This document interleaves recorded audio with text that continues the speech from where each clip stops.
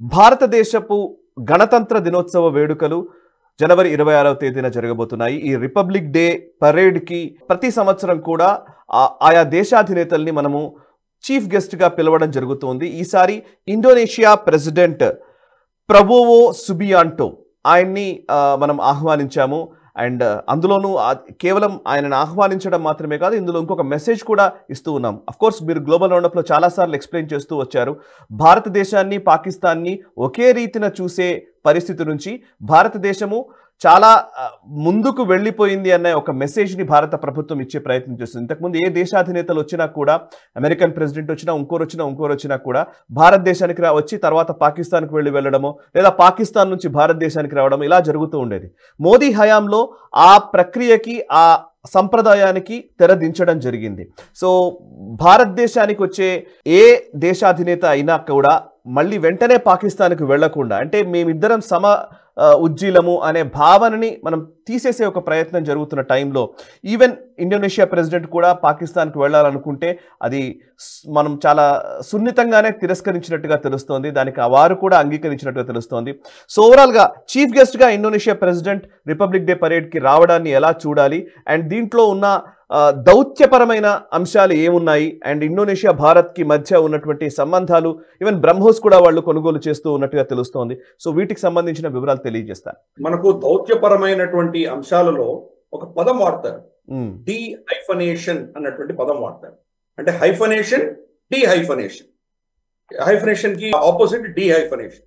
హైఫనేషన్ అంటే ఏంటంటే రెండు దేశాలను ఎప్పుడు కలిసి చూడడం అన్నది హైఫనేషన్.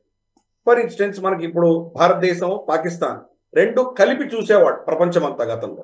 అలాగే ఇజ్రాయెల్, ప్యాలెస్టైన్ ఈ రెండింటిని కలిపి చూసేవాడు. ఇజ్రాయెల్కి వెళ్ళిన వాళ్ళు ప్యాలెస్టైన్కి తప్పకుండా వెళ్ళి వచ్చేవాళ్ళు, ప్యాలెస్టైన్కి వెళ్ళిన వాళ్ళు ఇజ్రాయెల్కి వెళ్ళేవాళ్ళు. ఇలాగే ప్రపంచంలో చాలా దేశాలని కలిపి చూసేటువంటిది ఒక ప్రక్రియ ఉండేది. దానిని హైఫనేషన్ అంటారు.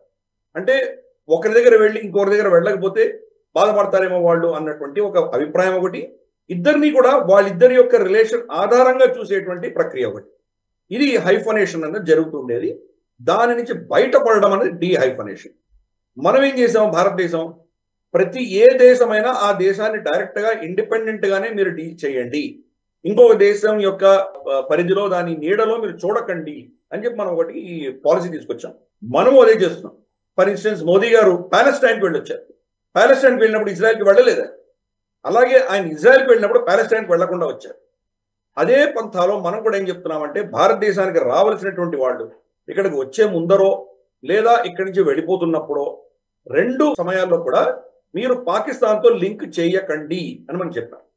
మొహమ్మద్ బిన్ సల్మాన్ ఇక్కడికి రావాలనుకున్నప్పుడు ఆయన యాక్చువల్గా పాకిస్తాన్ తో ట్రిప్ క్లబ్ చేద్దామని అనుకున్నారు. ఆయన మనం ఎప్పుడైతే అది చేయకండి అని మనం కోరామో మొహమ్మద్ బిన్ సల్మాన్ ఏం చేశారంటే భారతదేశాన్ని నుంచి ఆయన మళ్ళీ సౌదీ అరేబియాకి వెళ్ళి కొన్ని గంటలు సౌదీ అరేబియాలో ఉండి మళ్ళీ పాకిస్తాన్కి వెళ్ళారు. అలాగే మనం చూస్తే కనుక ఒబామా నుంచి బైడెన్, ట్రంప్ వీళ్ళు భారతదేశంకి వచ్చిన వాళ్ళందరినీ కూడా డీహైఫనేట్ చేశాం.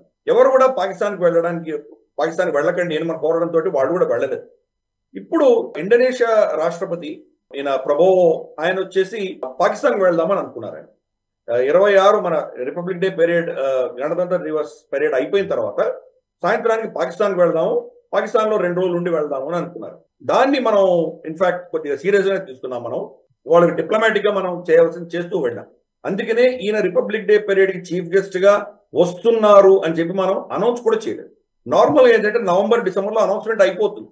ఏ దేశానికి అధినేత వస్తున్నారు, ఎందుకు వస్తున్నారు, ఇవన్నీ కూడా ముందరే చెప్పేస్తారు. అటువంటిది ఈసారి ఒప్పందం అయినా కానీ కూడా పబ్లిక్ గా అనౌన్స్ చేయలేదు. ఎందుకంటే ఒకవేళ ఆయనకైనా పాకిస్తాన్కి వెళ్తాను అని అంటే బహుశా మనం ఆ ఇన్విటేషన్ విత్డ్రా చేసి ఉండొచ్చు. అటువంటి పరిస్థితులలో మనం చాలా టఫ్ స్టాండ్ తీసుకోవడంతో ఆయన కూడా రియలైజ్ చేసుకున్నారు పాకిస్తాన్ తోటి ఇస్లామిక్ సంబంధం తప్ప నిజంగా పాకిస్తాన్ నుంచి ఒరిగేదేం లేదు. అందుకని ఆయన భారతదేశంతో ఉన్నటువంటి మైత్రిని తెగదెంపులు చేసుకోకుండా దీనికి ఎక్కువ ప్రాముఖ్యత ఇచ్చి పాకిస్తాన్ ట్రిప్ని క్యాన్సిల్ చేసుకున్నారు. మనకు ఇండోనేషియాకి ఉన్నటువంటి సంబంధాలు చాలా ఉన్నాయి.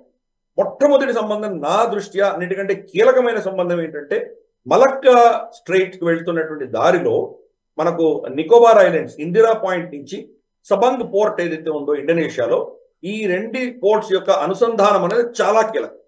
రేపు కనుక మనం చైనాని ఎదుర్కోవాలి అన్నా, ఇండో పసిఫిక్ లో వాళ్ళని ఏమైనా కట్టడి చేయాలన్నా, మన మీద చైనాతో యుద్ధం వచ్చినా, చైనీస్ షిప్లని వీటిని మనం కనుక అక్కడ ఆపాలి, మలక్కా స్ట్రేట్ లోకి వెళ్లకుండా ఆపాలి అనుకుంటే సబన్ పోర్ట్ ఇండోనేషియా మనకు చాలా కీలకం.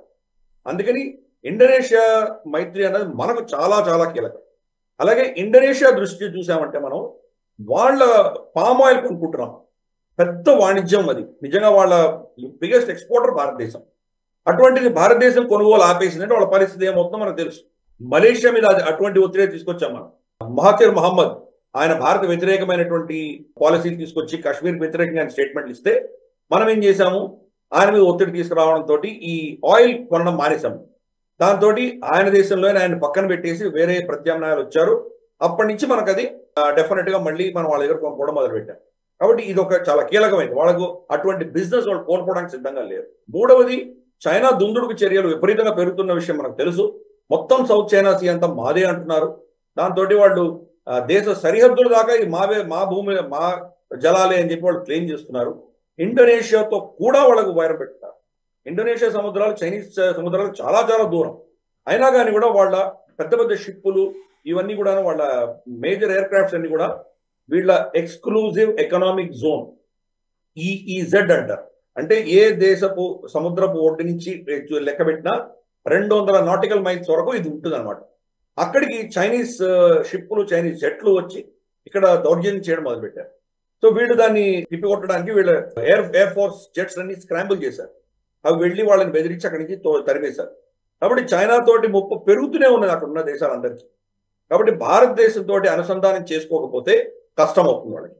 అమెరికా ఏ రోజు ఉంటాడో ఏ రోజు ఉండడో మనం చెప్పలేము. వాళ్ళ ఇంట్రెస్ట్ ప్రకారం ఈ రోజు మేము చాలా బిజీగా ఉన్నాము, ఏదో వేరే దగ్గర మీకు సాయంత్రం రాలేము అంటే కానీ వీళ్ళ పరిస్థితి ఏమవుతుంది. కానీ భారతదేశానికి మనకు ఇండోనేషియాకి సరిహద్దులు ఉన్నాయి. సరిహద్దులు ఎక్కడున్నాయి? సముద్రంలో ఉన్నాయి సరిహద్దులు. వాళ్ళు కూడా మనకు నైబర్సే. కాబట్టి అటువంటి నైబర్ తోటి బలవంతుడైనటువంటి శక్తివంతుడైనటువంటి ఒక నైబర్ తోటి వాళ్ళు సత్సంబంధాలు పెట్టుకోవడం వాళ్ళకు కూడా చాలా క్రూషియల్. ఇప్పుడు మనకు వస్తున్నటువంటి వార్త ఏంటంటే ఫిలిప్పైన్స్ మన దగ్గర బ్రహ్మోస్ కొన్న తర్వాత వియట్నాం అలాగే ఇండోనేషియా కూడా మన దగ్గర బ్రహ్మోస్ కొనాలి అని అనుకుంటున్నారు. బ్రహ్మోస్ అనేది ఒక పెద్ద అద్భుతమైనటువంటి అస్త్రం భారతదేశం చేతిలో ఉన్నది. ఇది అమెరికాకు అలాగే చైనాకు ప్రత్యామ్నాయంగా తయారవుతుంది. ఈరోజు ప్రపంచంలో ఈ రెండు కూటమిలే ఎక్కువగా ఉన్నాయి మనం చూస్తున్నాము. దాంట్లో అమెరికా దగ్గర నుంచి కొనుక్కొని దాన్ని వాడుకునే పరిస్థితి వస్తే కనుక అమెరికా ఎప్పుడు వీళ్ళని అట్టేట ముంచుతుందో తెలియనటువంటి భయం. ఆఫ్ఘనిస్తాన్లో ఏం చేశారో చూసాం మనం. అందుకని ప్రత్యామ్నాయం చూసుకోవాలంటే కనుక చైనా దగ్గర నుంచి కొనుక్కొని చైనాతో యుద్ధం చేయలేరు కదా వాళ్ళు, ఇంకా వాళ్ళకి ఆల్టర్నేటివ్ ఉన్నది. అందుకని వాళ్ళందరూ కూడా చాలా దేశాలు భారతదేశం ఒక డిఫెన్స్ శక్తిగా ఎదగడానికి వెయిట్ చేస్తున్నారు. వాళ్ళు మనం కనుక డిఫెన్స్ ప్రొటెక్షన్ మొదలు పెట్టామంటే మన దగ్గర కొనడానికి సిద్ధంగా ఉన్నారు. బ్రహ్మోస్ని ఇప్పుడు ఇండోనేషియా కొనడానికి సిద్ధపడుతుంది. అందుకని ఇటువంటి ఇన్ని సంబంధాలు పెట్టుకోవడం వల్ల ఆఖరి అంశం ఏంటంటే ఇండోనేషియా కూడా బ్రిక్స్ లో చేరాలని ప్రయత్నం చేస్తుంది. అంటే అమెరికా నుంచి కూడా కొంత దూరం మెయింటైన్ చేసి చైనా నుంచి కూడా దూరం మెయింటైన్ చేసేటువంటి ప్రయత్నం ఇండోనేషియా కూడా చేస్తున్నది. బ్రిక్స్ కూటమిలో ఒక సభ్యత్వం తీసుకోవడానికి వాళ్ళు కూడా ప్రయత్నం చేస్తుంది. ఇన్ని అంశాల్లో భారతదేశంతో కలిసి వెళ్తూ పాకిస్తాన్తో వాళ్ళకి వచ్చే లాభం ఏంటి? ఇద్దరు ముస్లిం దేశాలు అయినంత మాత్రాన పాకిస్తాన్ నుంచి వాళ్ళకి ఏమీ లాభం లేదు. అక్కడి నుంచి వాళ్ళకు వచ్చేది ఏమీ లేదు. ఒకవేళ ఇంకా సంబంధాలు పెట్టుకొని పీపుల్ టు పీపుల్ కాంటాక్ట్ పెట్టుకుంటే అక్కడి నుంచి రెండు వెరైటీస్ ఆఫ్ మనుషులు వెళ్ళగలరు పాకిస్తాన్ నుంచి. ఒకటి టెర్రరిస్టులు వెళ్తారు, రెండవది అడ్డుగా వాళ్ళు వెళ్తారు. ఆ దేశంలో మనం చూసాం, అది ప్రపంచానికే మొత్తం ఎక్స్పోర్ట్ చేయగలిగిన బిచ్చగాళ్ళని ఎక్స్పోర్ట్ చేయగలిగిన అన్నిటికంటే నంబర్ 1 కంట్రీ ఏదన్నట్టు పాకిస్తాన్. వాళ్ళు సౌదీ అరేబియా కూడా హజ్ పిల్గ్రిమేజ్ వీసాతో వెళ్ళి అక్కడ అడుగు తింటారు. ఇన్ఫాక్ట్ మనకు ఒక వీడియో వైరల్ అయింది. PIA Pakistan international airlines flight లోనే ఆకాశంలో ఉండగానే వాడు అడుగు తింటారు. సో అఫ్ కోర్స్ పేరేదో చెప్తారు, మేమేదో ఇక్కడ దర్గా కడుతున్నాం దాన్ని పైసలు ఇవ్వండి అని అక్కడే అడుగు తింటారు. కాబట్టి అటువంటి వాళ్ళకి నిజంగా ఇండోనేషియా కావాలా? ఇన్ని అంశాలు ఉన్నాయి కాబట్టి వాళ్ళు దాన్ని మానుకోవడంతో అప్పుడు ఫార్మల్ గా మనం అనౌన్స్ చేశాం, అవును ఈయన వస్తున్నారు అని అనౌన్స్ చేశాం. సో అది అందుకని మన దౌత్యపరమైనటువంటి ఒక టఫ్ స్టాండ్ భారతదేశం తీసుకుంటోంది. ఈ రోజు మనకు వ్యతిరేకంగా మనల్ని కాదని ఏ దేశం కూడా వాడి ఇష్టానుసారం చేయడానికి వీల్లేనటువంటి పరిస్థితులు మనం కల్పించాం.